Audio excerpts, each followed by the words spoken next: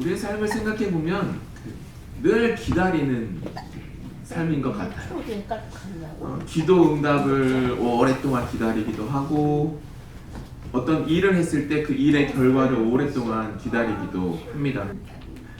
때로는 어떤 막막한 고난의 시간이 찾아오면은 그 고난의 시간이 빨리 지나갔으면 좋겠다 하면서 아무것도 하지 못하고 기다릴 때도 있습니다. 지난주에 우리가 나눈 말씀 기억하세요? 시편 126편 말씀을 통해서 울더라도 씨앗을 뿌릴 수 있어야 한다라는 말씀을 나눴어요. 그쵸? 아무리 힘들어도 씨앗을 뿌린 사람들에게 남은 일은 뭐냐면 기다리는 거예요. 그쵸? 그 씨앗이 싹을 틔고 자라나기를 기다리는 겁니다. 오늘 본문인 출애굽기 24장은 이스라엘 역사에서 가장 어떻게 보면 좀 중요한 역사의 순간 중 한 장면입니다. 하나님과 언약을 맺는 장면을 기록하고 있어요.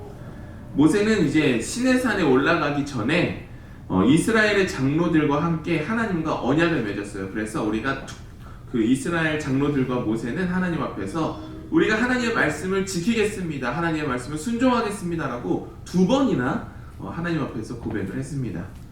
그리고 오늘 본문은 이제 모세가 하나님의 부르심을 받고 율법과 계명을 기록한 돌판을 받기 위해서 하나님의 산 위로 올라가는 모습을 기록하고 있습니다. 모세는 이제 여호수아와 함께 이제 시내산에 올라가는데 막상 산에 올라가 보니까 예상하지 못한 일이 딱 벌어진 거예요. 뭐냐면 15절 말씀을 보면 모세가 산에 오르자 구름이 산을 가렸다라고 기록되어 있고 16절에서는 그 구름이 엿새 동안 산을 가렸다라고 되어 있어요. 생각해보면 모세는 분명히 하나님의 부르심을 듣고 산에 올라간 거예요. 하나님이 모세에게 이제 올라와라 해서 올라왔어요. 그런데 아무 영문도 모른 채 지금 기다리는 시간을 가져야만 했던 거예요. 하나님이 올라오라고 해서 산 위에 올랐는데 갑자기 구름 때문에 더 이상 진행할 수 없는 그 시간, 하루도 아니고 이틀도 아니고 엿새라는 6일이라는 시간 동안 모세는 아무 영문도 모르고 그 자리에 가만히 있어야 했던 겁니다. 근데 생각해보면 우리의 삶도 이와 비슷하죠. 우리는 하나님이 살아계신 것과 우리를 돌보시는 것을 알고 믿고 있어요. 그런데 우리의 삶에는 그 짙은 어둠, 짙은 구름, 그것들이 끼어서 한참도 못 볼 때가 분명히 있어요. 그래서 우리가 이것을 어떻게 해야 되나, 분명 하나님은 우리를 인도하시는데, 하나님은 살아계시고 나와 함께 하시는데 난 지금 이 순간을 어떻게 해야 할까를 모를 때가 분명히 있다는 것이죠. 우리의 삶과 신앙의 성패는 바로 그 기다리는 시간, 그 기다리는 시간을 어떻게 활용하느냐에 달려 있습니다. 모세는 엿새의 시간을 기다리고 마침내 구름 속으로 들어갔어요. 18절 말씀을 보면은 이때 모세는 40일의 시간을 산 위에서 보냈음을 볼 수 있습니다.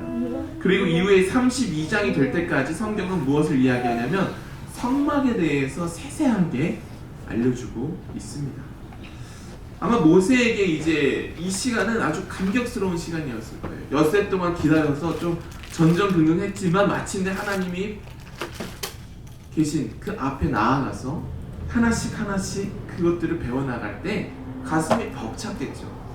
이제 하나님의 언약 백성으로서 하나님을 예배하기 위해서 어떻게 준비를 해야 하는가를 배울 수 있는 시간이었어요. 그런데 산 아래에 있는 이스라엘 백성들에게는 그 시간이 다른 이야기였어요.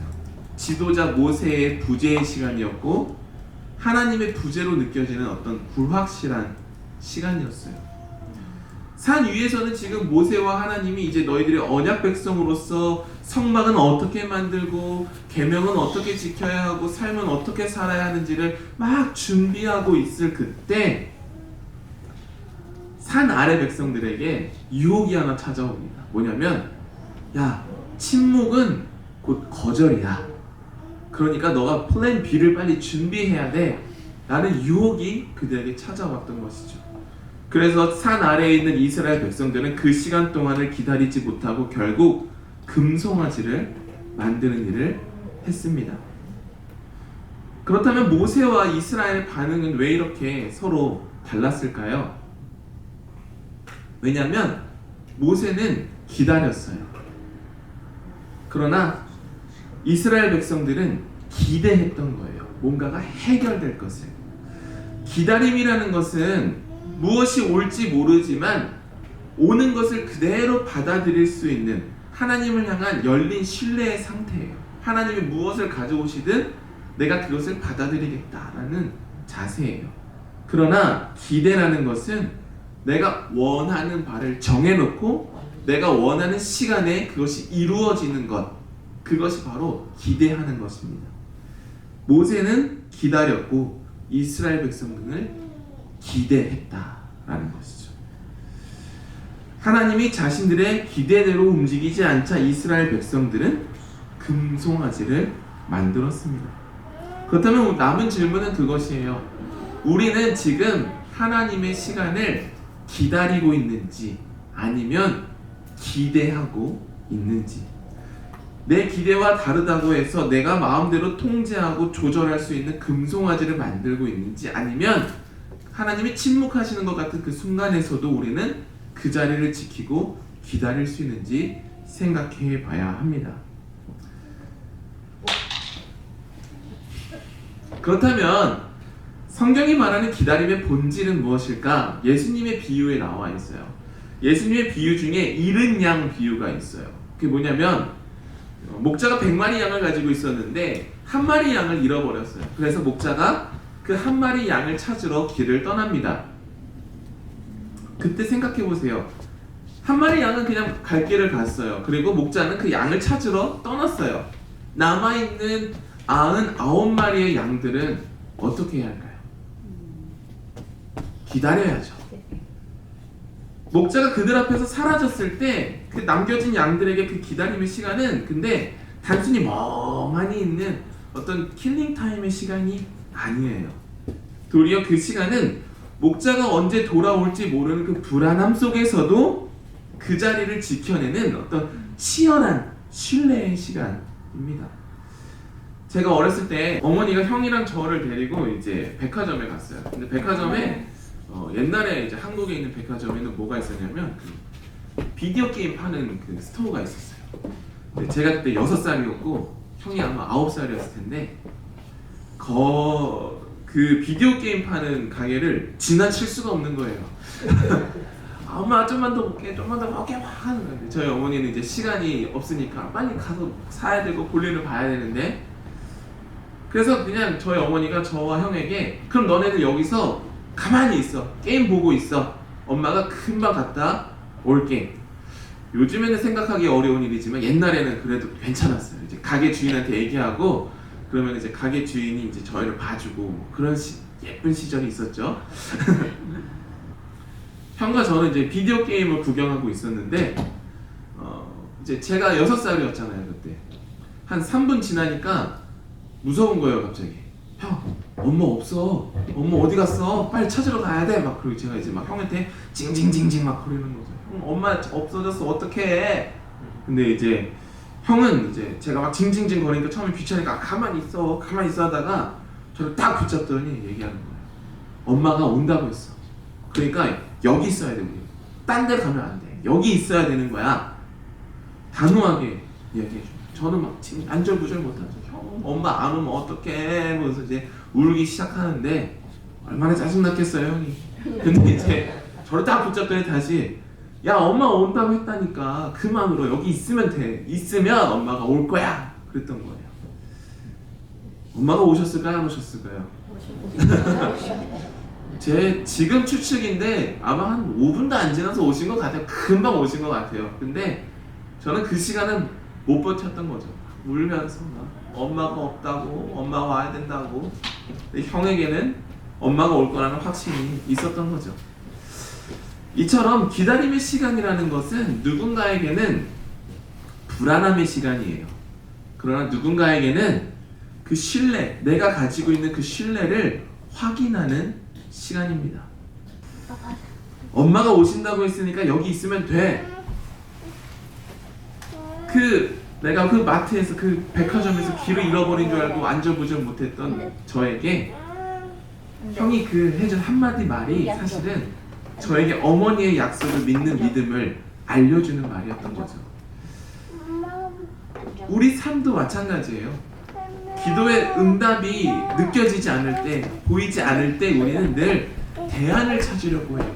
내가 뭐 다른 거 해야 되는 거 아니야? 이거 해야 하는 거 아니야? 하지만 진정한 신뢰는 오늘이라는 지금 우리가 서 있는 그 자리를 묵묵히 지켜내는 용기에서부터 시작되는 겁니다. 여러분 기억하십시오. 기다림이라는 것은 아무것도 하지 않는 게 아니에요. 사실은 기다림은 상대를 향한 가장 적극적인 긍정이자 가장 깊은 곳에서부터 시작되는 사랑의 표현이에요. 기다린다 라고 하면 사실은 아무것도 안 하고 있으면 되지 라고 하지만 그게 아니에요. 기다리는 것은 내가 그 사람을 기다린다는 표현이기도 하고, 내가 그 사람을 기다릴 수 있다라는 것은 내가 그 사람을 믿고 있다라는 사실을 재확인하는 시간이기도 합니다. 사랑하는 여러분, 기다림의 끝에는 반드시 결과가 있습니다. 16절의 하반절을 보면은 여호와께서 구름 가운데에 모세를 부르시니라 라고 말하고 있고요. 17절 말씀을 보면 산 위에 여호와의 영광이 이스라엘 자손의 눈에 맹렬한 불같이 보였다 라고 말하고 있어요. 구름 때문에 엿새 동안 6일이라는 시간 동안 가만히 기다려야만 했던 모세는 그 기다림의 시간을 포기하지 않았습니다. 산 아래로 내려오지 않았어요. 오히려 그 기다림의 시간을 통해 그는 하나님께로 더 가까이 갈 수 있는 기회를 만들어냈습니다. 여러분의 인생의 구름이 지금 만약에 짙다면, 그래서 지금 내가 좀 답답하다면, 어떻게 할 바를 모르겠다면 그 시간이 바로 여러분이 하나님께로 더 가까이 가야 하는 시간일 수도 있습니다. 이제 다음 주면 사순절이 시작됩니다. 예수님의 그 십자가의 길을 우리가 묵상하게 되는데, 사순절 그리고 예수님의 삶을 가만히 들여다보면 예수님만큼 기다림의 시간을 지독하게 보내신 분도 없습니다. 특히 그 십자가 위에서의 그 완벽한 하나님의 침묵의 상태를 예수님께서는 홀로 견디셔야만 했습니다. 그 십자가의 침묵이 끝나고 차가운 그 무덤에서의 시간이 다 끝나고 난 뒤에 우리 주님에게는 영광스러운 부활이라는 응답이 있었습니다. 사랑하는 여러분, 인생의 구름은 누구에게나 다 찾아옵니다. 그때 서두르지 마십시오. 안절부절 못하면서 금송아지라도 만들어야 하는 거 아니야 라는 선택을 하지 마십시오. 단순히 내 마음이, 내 속이 편해지기 위한 짧은 선택을 하지 마십시오. 조용함 속에서 우리를 위해서 일하시는 하나님을 그때 더욱더 신뢰하시길 바랍니다. 기다림은 하나님을 향한 가장 조용한 그러나 가장 뜨거운 사랑의 표현입니다. 구름은 반드시 거칠 것이고 우리는 찬란한 햇빛을 마주할 것이고, 구름 속에서 있었던 그 시간, 우리가 어려움 속에서 있던 그 시간을 나중에는 한번 웃으면서 추억할 수 있는 날이 반드시 올 것입니다. 그 소망의 날을 기다리며 오늘 하루의 삶을 여러분께 내어 맡겨드리는 저와 여러분 되시기를 주님의 이름으로 축원합니다. 함께 기도하겠습니다.